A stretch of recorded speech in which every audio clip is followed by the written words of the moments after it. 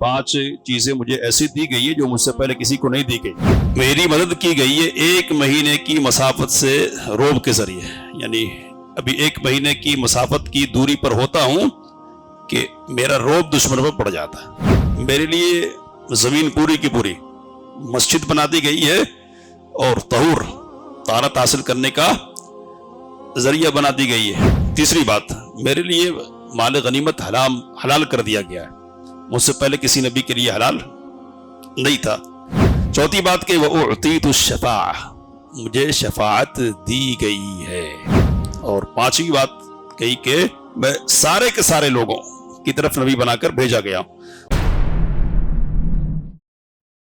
علم الانسان ما لم يعلم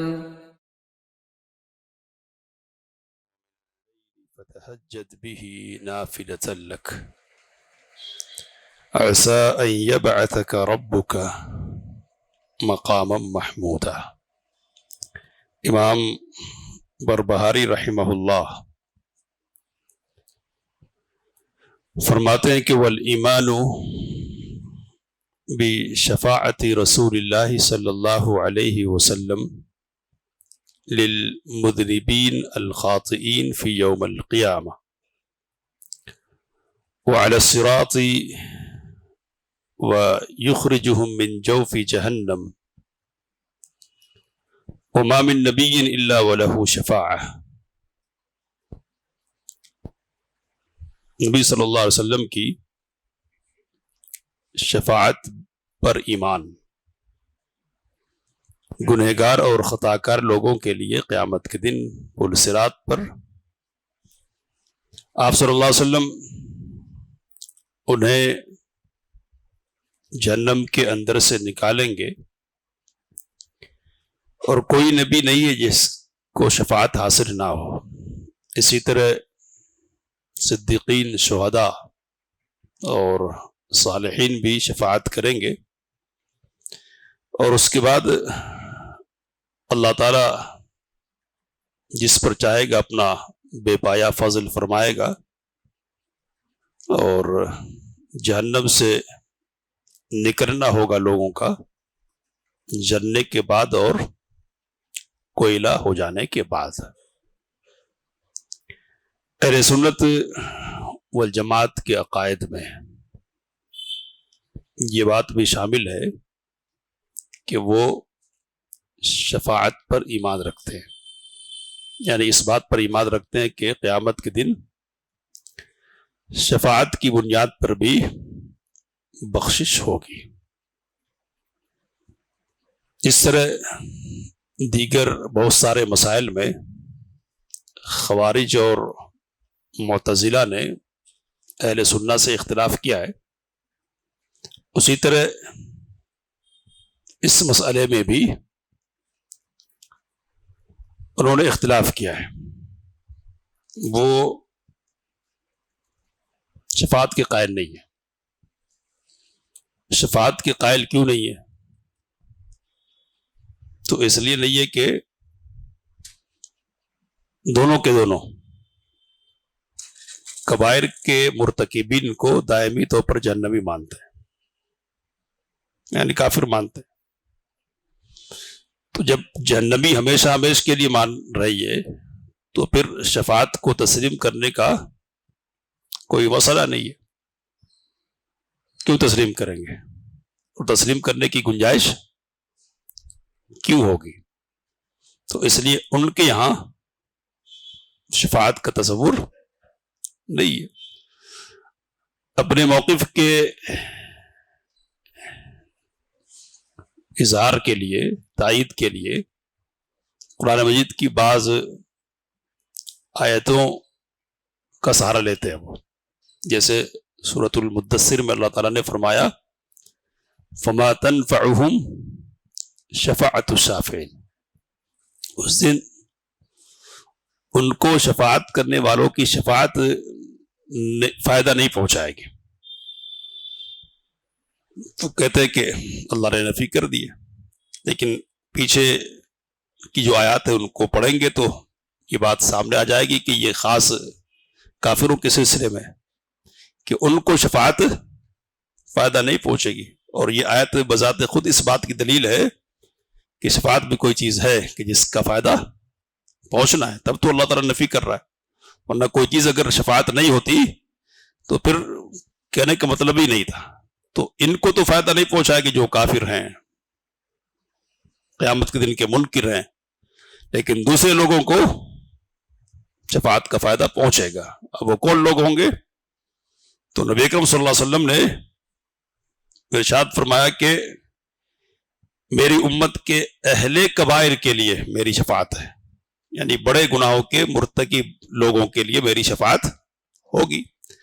اب یہاں امام بربہاری رحمہ اللہ نے یہ فرمایا کہ ہر نبی کو شفاعت کا حق ملے گا، اور یہ بھی کہا کہ صدیقین، شہداء، صالحین کو بھی یہ حق حاصل ہوگا، ان کو بھی موقع دیا جائے گا سفارش کرنے کا. روایت اس سلسلے کی موجود ہے. تو اب سوال یہ ہے کہ نبی اکرم صلی اللہ علیہ وسلم کو اس باب میں کیا خصوصیت حاصل ہے؟ یعنی سب سفارش کر رہے ہیں نا، تو آپ صلی اللہ علیہ وسلم کی خصوصیت اس سلسلے میں کیا ہے؟ اور خصوصیت کی بات اس لیے بھی کرنی ہے کہ نبی اکرم صلی اللہ علیہ وسلم کی بعض احادیث میں خاص طور پر خصوصیت کے انداز میں شفاعت کا ذکر ہے. جیسے نبی اکرم صلی اللہ علیہ وسلم نے کہا کہ اعطیت خمسہ لم یعطہن احد قبلی، 5 چیزیں مجھے ایسی دی گئی ہے جو مجھ سے پہلے کسی کو نہیں دی گئی. کیا ہیں؟ تو کہا نصرت بالرعب مسیرۃ شہر، میری مدد کی گئی ہے 1 مہینے کی مسافت سے روب کے ذریعے. یعنی ابھی 1 مہینے کی مسافت کی دوری پر ہوتا ہوں کہ میرا روب دشمنوں پر پڑ جاتا ہے، گھبراہٹ ان پر طاری ہو جاتی ہے. اور کہا کہ وجعلت لی الارض مسجدا وطہورا، میرے لیے زمین پوری کی پوری مسجد بنا دی گئی ہے اور طہور، طہارت حاصل کرنے کا ذریعہ بنا دی گئی ہے. کہا کہ آدمی کو، میری امت کے کسی بھی آدمی کو کہیں بھی نماز کا وقت آ جائے نا، اس کو پڑھ لینا ہے. اب مخصوص گھر ہی ہو جس کو مسجد کہتے ہیں، مسجد ہی میں جا کر نماز ہوگی، اس طرح کی کوئی پابندی میری امت کے لیے نہیں ہے. پچھلی امتوں کے لیے یہ پابندی تھی کہ نماز پڑھی جائے گی تو کہاں پڑھیں گے؟ مخصوص گھر میں، عبادت گاہ میں پڑھیں گے. میری امت سے یہ پابندی ہٹا لی گئی. اور تیسری بات نبی صلی اللہ علیہ وسلم نے کہی کہ چوتھی بات کہ وَأُحِلَّتْ لِيَ الْمَغَانِمْ،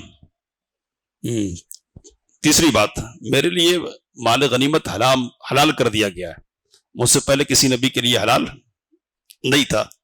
چوتھی بات کہ وَأُعْطِيتُ الشَّفَاعَةَ، مجھے شفاعت دی گئی ہے. اور پانچویں بات کہی کہ مجھ سے پہلے جو انبیاء کرام علیہم الصلوۃ والتسلیم آتے رہے وہ خاص قوموں کی طرف بھیجے جاتے رہے، لیکن میری جو نبوت ہے وہ خاص نہیں ہے. بعثت الی الناس عامہ، میں سارے کے سارے لوگوں کی طرف نبی بنا کر بھیجا گیا ہوں. تو خصوصیات میں نبی صلی اللہ علیہ وسلم نے ایک خصوصیت کیا ذکر کی؟ شفاعت آپ صلی اللہ علیہ وسلم کو دی جائے گی. تو اب بھی جو شفاعت ہے جو نبی صلی اللہ علیہ وسلم کو دی جائے گی وہ کون سی شفاعت ہے جو خصوصیت کے طور پر ہے؟ تو اس شفاعت کا نام ہے شفاعت کبریٰ، سب سے بڑی شفاعت، جو میدان محشر میں نبی صلی اللہ علیہ وسلم فرمائیں گے. اور یہ سب سے پہلی شفاعت ہوگی جو روز محشر کی جائے گی. تفصیلی روایت ہم سب کے ذہنوں میں موجود ہے کہ محشر کی ہولناکی اور پریشانی سے گھبرا کر لوگ مشورہ کریں گے آپس میں، اور مشورہ کرنے کے بعد سیدنا آدم علیہ الصلوۃ والسلام کے پاس پہنچیں گے کہ آپ ہمارے باپ ہیں، اللہ تعالیٰ نے آپ کو اپنے ہاتھ سے پیدا فرمایا وغیرہ، آپ ہماری حالت دیکھ رہے ہیں، تو آپ اللہ سے دعا فرمائیے، سفارش کیجیے ہمارے لیے کہ وہ حساب و کتاب کا سلسلہ شروع کرے. حضرت آدم علیہ الصلوۃ والسلام معذرت کریں گے. کیوں معذرت کریں گے؟ تو ایک نافرمانی کی تھی انہوں نے اللہ کی، یعنی شجر ممنوعہ کا پھل انہوں نے کھا لیا تھا، تو کہیں گے کہ میں اپنے کو اس لائق نہیں سمجھتا۔ نوح کے پاس جاؤ علیہ الصلوۃ والسلام، پہلے رسول ہیں جن کو اللہ نے بھیجا، تو یہاں بھی پہنچیں گے لوگ وہی بات کہیں گے۔ نوح علیہ السلام میں نہیں کر سکتا۔ کیوں نہیں کر سکتا؟ تو میں نے اللہ سے ایک ایسا سوال کر لیا جس کو کرنے کا حق مجھے نہیں تھا۔ کیا ہے سوال؟ بیٹے کے لیے نافرمان بیٹے کے لیے نجات کی بات کی اللہ نے، اس پر تنبیہ فرمائی، سورہ ہود میں تفصیل موجود ہے، کہا کہ میں نہیں کر سکتا۔ پھر ابراہیم علیہ السلام کے پاس بھیجیں گے، خلیل اللہ ہیں، آئیں گے لوگ، ان کی صفات بیان کریں گے، کہیں گے میں بھی نہیں ہوں۔ کیوں نہیں؟ تو میں نے جھوٹ بولا 3 موقع پر زندگی میں، 3 موقع پر بڑے بت نے توڑا، میں بیمار ہوں، اور یہ میری بہن ہے۔ یہ 3 مواقع ہیں توریہ کے، یعنی حقیقت میں جھوٹ نہیں ہے، توریہ ہے، لیکن اس کو ہولناکی کی وجہ سے، اللہ سے گھبراہٹ کی وجہ سے جھوٹ سے تعبیر کریں گے۔ سیدنا ابراہیم علیہ السلام کہیں کہ نہیں، موسیٰ کے پاس جاؤ، تو موسیٰ علیہ السلام بھی معذرت کریں گے، نہیں میں نے تو غلطی کی ہے، ایک کو میں نے مار دیا تھا۔ کس کے پاس جاؤ؟ عیسیٰ کے پاس جاؤ۔ تو عیسیٰ علیہ السلام کے پاس جائیں گے تو وہ اپنی کسی غلطی کا ذکر نہیں کریں گے، لیکن یہ کہیں گے کہ محمد کے پاس جاؤ، کہ محمد سب سے بڑا ہے اور وہ تمہاری سفارش کریں گے۔ تو لوگ نبی اکرم صلی اللہ علیہ وسلم کے پاس آئیں گے، آپ سجدے میں گر جائیں گے، اللہ کی تعریفیں کریں گے۔ آپ صلی اللہ علیہ وسلم نے بیان فرمایا کہ ایسی تعریفیں کروں گا کہ جو تعریفیں مجھے ابھی معلوم نہیں ہے، اللہ تعالیٰ ہی اس دن میرے دل میں وہ تعریفات ڈالے گا۔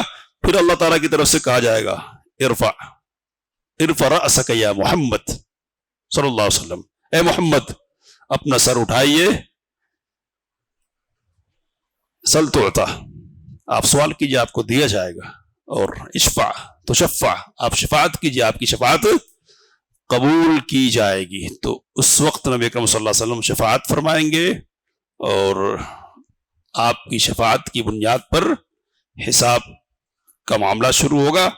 یہ شفاعت کبریٰ ہے جو صرف نبی اکرم صلی اللہ علیہ وسلم کو حاصل ہوگی، کسی اور نبی کو حاصل نہیں ہوگی، اور یہی وہ شفاعت کبریٰ ہے کہ جو نبی اکرم صلی اللہ علیہ وسلم کو حاصل ہوگی۔ تو اس موقع پر سب کی زبان پر آپ صلی اللہ علیہ وسلم کی تعریف ہوگی، آدم علیہ السلام سے لے کر قیامت تک سارے لوگ، انبیاء کرام علیہم الصلوۃ والتسلیم، سب نبی اکرم صلی اللہ علیہ وسلم کی تعریف کریں گے۔ تو اس لیے اس مقام کو اور اس پوزیشن کو مقام محمود سے تعبیر کیا گیا ہے۔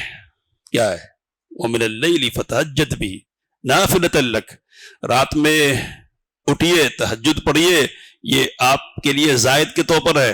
اب اس کا معنی الگ الگ کیا علماء نے، لیکن آپ کو پڑھنے کی تاکید کی جا رہی رات کی نماز، اور کہا جا رہا کہ عَسَىٰ أَن يَبْعَثَكَ رَبُّكَ مَقَامًا مَحْمُودًا، عین ممکن ہے کہ آپ کا رب آپ کو مقام محمود پر سرفراز فرمائے گا۔ تو اس مقام پر سرفراز فرمائے گا اللہ تعالیٰ، یہ خصوصیت نبی اکرم صلی اللہ علیہ وسلم کو حاصل ہوگی۔ دوسرے لوگ بھی کریں گے، سارے انبیاء کرام علیہم الصلوۃ والتسلیم کریں گے، لیکن اب بات آگے نہیں بڑھا کر انشاءاللہ آگے بات ہوگی شفاعت سے متعلق۔ اور ایک بات کہہ کے بات ختم کر رہا ہوں کہ شیخ ربیع حفظہ اللہ لکھتے ہیں کہ دیکھو، آدم علیہ السلام کا ذکر ہوا، نوح علیہ السلام کا تذکرہ ہوا، ابراہیم علیہ السلام کا بھی ذکر ہوا، اور موسیٰ علیہ السلام، سب کے پاس لوگ گئے ہیں، سب کیا کر رہے ہیں؟ کیا کہہ رہے ہیں؟ تو ایسی غلطی ہے کہ جو غلطی نہیں ہے، اصل میں غلطی نہیں ہے، لیکن غلطی کو یاد کر کے اللہ کے حضور زبان کھولنے سے ان کو حیا آ رہی ہے۔ کیا ہے؟ حیا، وہ حیا ہی ہے جو مانے ہے اس بات سے کہ زبان کھولیں۔ کہتے ہیں کہ یہی ایک مومن کا سرمایہ ہے۔ کیا؟ حیا، اس بات سے گناہ کرنے کے لیے قدم آگے بڑھ رہے ہوں، قدم سوچے آدمی، کیا سوچے؟ میرا رب مجھ کو دیکھ رہا ہوا، میں کوئی بات کہہ رہا ہوں، میرا رب سن رہا ہے میری بات، تو اب یہ جو کیفیت ہے نا، یہ کیفیت پیدا ہو جائے گی تو پھر کیا ہونا چاہیے؟ حیا. کس سے؟ اللہ سے.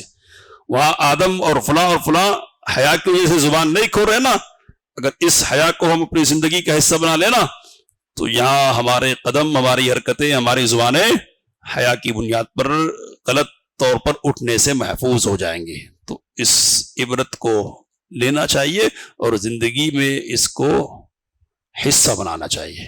حیا کرنا، اللہ سے شرمانا چاہیے. کس بات سے؟ کہ اللہ کی نافرمانی ہم کریں. انشاءاللہ مزید باتیں ہوں گی. اللہ سے دعا کی باتوں کو سمجھنے، اس کام لینے کی توفیق مت فرمائے. آمین وآخر دعوانا الحمدللہ. علم الإنسان ما لم يعلم